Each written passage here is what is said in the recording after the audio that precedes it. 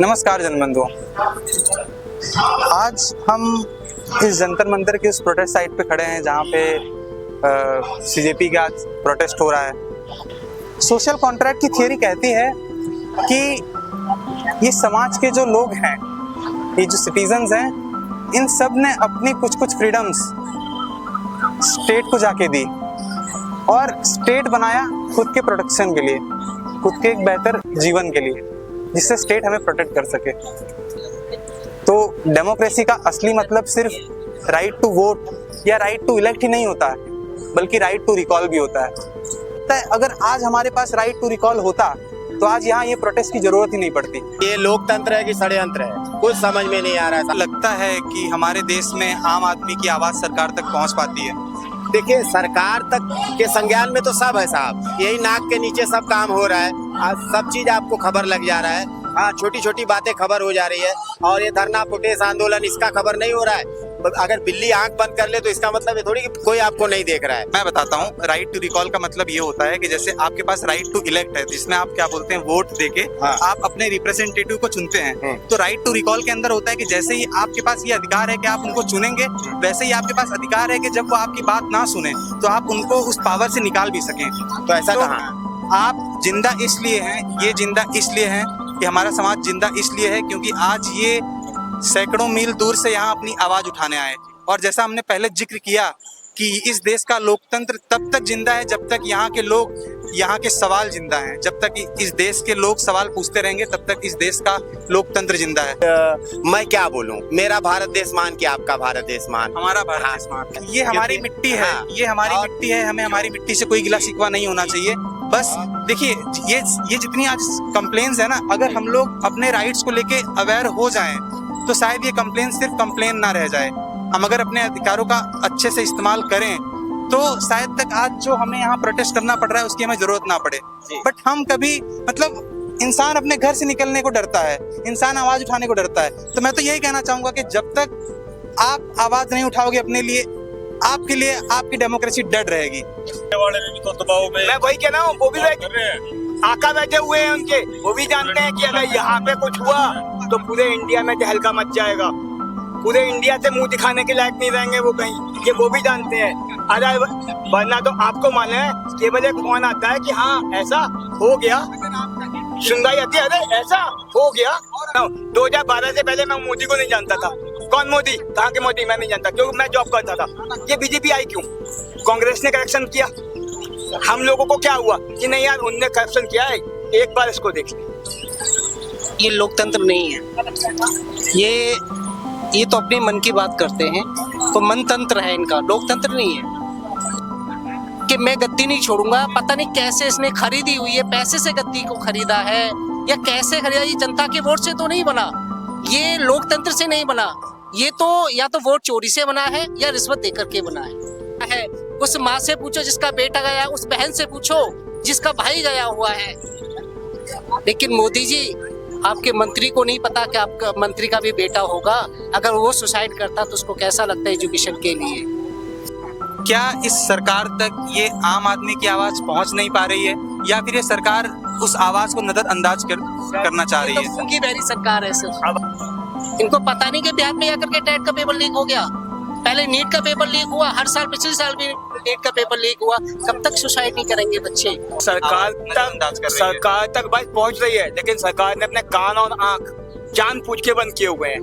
और ये कॉकरोच जो यहाँ आज उगते हुए हैं, ये हमने बोला गया था ना कि हिट मार के, बहुत सुना होगा आपने, हिट मार के। तो मैं उन हिट वालों को बताना चाहता हूँ, ये अपडेटेड हैं, कॉकरोच जो हैं ये अपडेटेड हैं। नहीं, पर हम ये कहना चाह रहे हैं कि आप अपने आप को कॉकरोच क्यों मान रहे हैं? अपने हक के लिए लड़ना बहुत जरूरी है।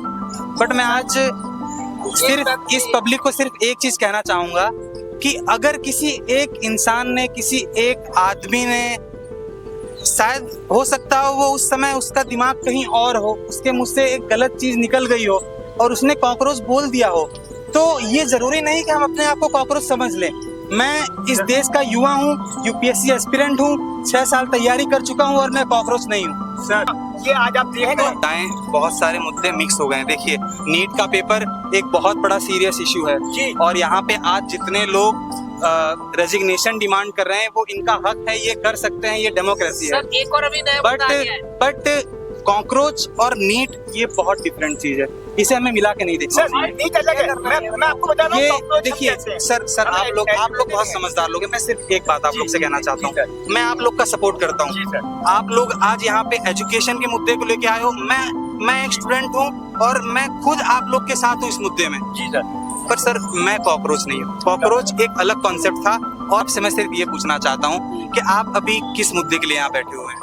देश की एजुकेशन सिस्टम के मुद्दे के लिए। आप एजुकेशन के लिए ना, एजुकेशन के लिए ना, कॉकरोच के लिए नहीं ना, अब कॉकरोच के लिए उठाया ना। नहीं सर, नहीं सर, कॉकरोच ने एक चीज सवाल के लिए पूछा नहीं यार। सर, कोई- नहीं, नहीं, नहीं बैठे हैं। नहीं, लेकिन हाँ, सारे आप बोलिए। सारे कॉकरोच के लिए नहीं बैठे हैं, लेकिन हमारे सीजीआई ने जो हमें कॉकरोच बुलाया था सर- हमने उस सुनिए हमने उस नाम को एक्सेप्ट किया। क्यों और किया सर? सुन लिए क्योंकि उन्होंने हमसे कहा, उन्होंने कहा जो पढ़े लिखे अनपढ़ ये वो कर लेते हैं, एक्टिविस्ट बन जाते हैं, यूट्यूबर बन जाते हैं, ये कर लेते हैं। सर ठीक है सर। कल को आके कोई सीजीआई हमें टेररिस्ट कह देगा तो क्या हम खुद को टेररिस्ट मान लेंगे? आपने मान लिया अपने आप को टेररिस्ट? अगर उनसे तो अच्छा, अगर वो सरकार सीजीआई खुद को देशभक्त कहते हैं, मोदी जी खुद को देशभक्त है, उनसे अच्छा तो हम टेररिस्ट हैं। अभी आपने एक चीज और सुना होगा। एक कॉन्स्टिट्यूशनल पोस्ट को हम साइड में रखते हैं, कॉन्स्टिट्यूशनल पोस्ट को हम साइड में अगर रख दें तो सीजीआई भी इस देश का एक सिटीजन है और हम भी इस देश के सिटीजन हैं। तो अगर कल को चल के रिस्पेक्टेड सीजीआई जी हमें कॉकरोच बोलेंगे तो it doesn't matter for me, क्योंकि मैं भी इस देश का एक सिटीजन हूँ और मेरे पास वही राइट्स हैं। तो मैं भी उनको, अगर देखिए वो कॉन्स्टिट्यूशनल पोस्ट से अगर हटा दिया जाए तो मैं भी उन्हें कॉकरोच बोलता हूँ। सर उन्होंने कहा लोकतंत्र में हम सबको पता है कि मेजरली कुछ पिलर्स होते हैं, जैसे राइट टू वोट, जिसके थ्रू आप लोग अपने रिप्रेजेंटेटिव चुनते हो। पर इसका जितना ही बड़ा और जितना ही मजबूत पिलर राइट टू वोट है, उतना ही मजबूत पिलर राइट टू रिकॉल है। और राइट टू रिकॉल के बिना डेमोक्रेसी इक्वली एग्जिस्ट नहीं करती है। और शायद तक आज मेजर कहते हैं ना कि हमने यूके ब्रिटिश के जो कॉन्स्टिट्यूशन था उससे मेजरली चीजें ली। आज यूके की कॉन्स्टिट्यूशन ले लो या यूएस की कॉन्स्टिट्यूशन ले लो, मेजर डेमोक्रेसीज के अंदर राइट टू रिकॉल दिया गया है। बट आज हो सकता है हमारे देश में 50% ऑफ पब्लिक को राइट टू रिकॉल के बारे में ही पता नहीं है। तो मैं आज ये जानना चाहता हूँ कि ये सर लोग को राइट टू रिकॉल के बारे में पता है क्या? हमारे समाज को राइट टू रिकॉल के बारे में पता है? और अगर पता है तो उस चीज की डिमांड क्यों नहीं कर रहे हैं? मेरा मानना यह है कि अगर ये सर को और ये हमारे समाज को राइट टू रिकॉल के बारे में पता है तो आज ये प्रोटेस्ट नहीं, आज राइट टू रिकॉल के लिए प्रोटेस्ट होना चाहिए। Right to recall as a bill parliament में आना चाहिए, क्योंकि राइट टू रिकॉल आ गया तो इस प्रोटेस्ट की आगे से जरूरत नहीं पड़ेगी। राइट टू रिकॉल का भी कानून बना लेंगे कि भाई यहाँ 3 लोगों की कमेटी रहेगी।